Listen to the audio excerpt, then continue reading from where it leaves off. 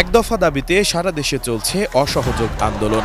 শিক্ষার্থীদের এ আন্দোলনে পাশে দাঁড়িয়েছেন শিক্ষক থেকে শুরু করে নানা শ্রেণী পেশার মানুষ।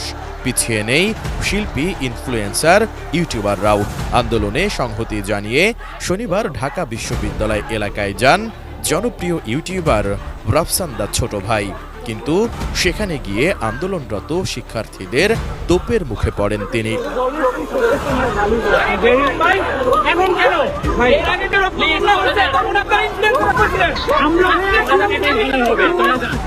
রাফসান তার নিজ গাড়িতে করে টিএসসিএলে বিক্ষোভকারী ছাত্ররা তাকে ঘিরে ধরে। এরপর তাকে দেখে ভুয়া ভুয়া স্লোগান দিতে থাকেন তারা।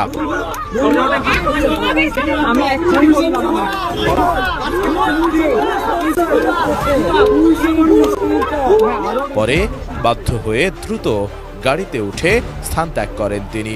এ সময় আন্দোলনকারীরা তার গাড়ির দিকে তেড়ে এলে কয়েকজন শিক্ষার্থীর সহায়তায় রাফসান নিরাপদে স্থান ত্যাগ করেন।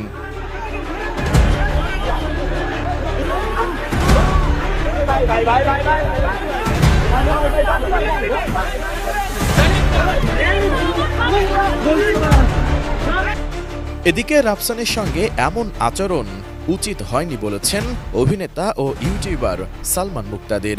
বিভক্তির পথে না গিয়ে ভেদাভেদ ভুলে এক থাকার বার্তা দিয়েছেন তিনি। রোববার ফেসবুকে এক স্ট্যাটাসে সালমান বলেন, একটা যুদ্ধ জেতার আগেই যদি সবার প্রাইড, ইগো আর অ্যারোগেন্স দিয়ে নিজেরাই নিজেদের বিরুদ্ধে দাঁড়িয়ে যায়, তাহলে জেতার পর তো নিজের ভাইয়ের মাংসও খেয়ে ফেলবো আমরা। রাফসানকে যদি সুন্দর করে বলা যেত যে কত আশা ওর ওপর মানুষের, রাফসান কি অনুপ্রাণিত হয়ে আরো হেল্প করতো না?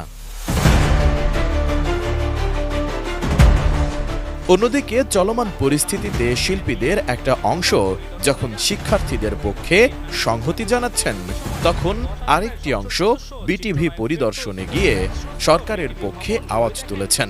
এ নিয়েও প্রতিক্রিয়া জানিয়েছেন সালমান।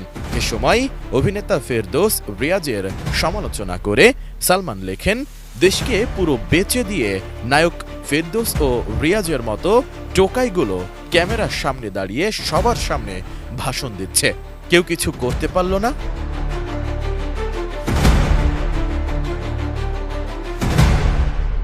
এ সময় বিশ্বসেরা অলরাউন্ডার সাকিব আল হাসানকেও বাদ দেননি সালমান মুক্তাদির। সাকিব আল হাসানের দিকে আঙুল তুলে সালমান মুক্তাদির বলেন, সাকিব ওর বউকে নিয়ে সবার সামনে ইগো দেখিয়ে চ্যালেঞ্জ করতেছে, কিছু করতে পারে নাই।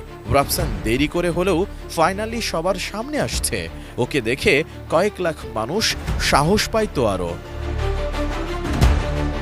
সালমান আরও বলেন, এরকম করেই যদি আমরা আমাদের একতা প্রকাশ করি, তাহলে এক হওয়ার আহ্বান কাকে জানাচ্ছি, কাকে জড়ো হইতে বলতেছি, কাকে আওয়াজ তুলতে বলতেছি?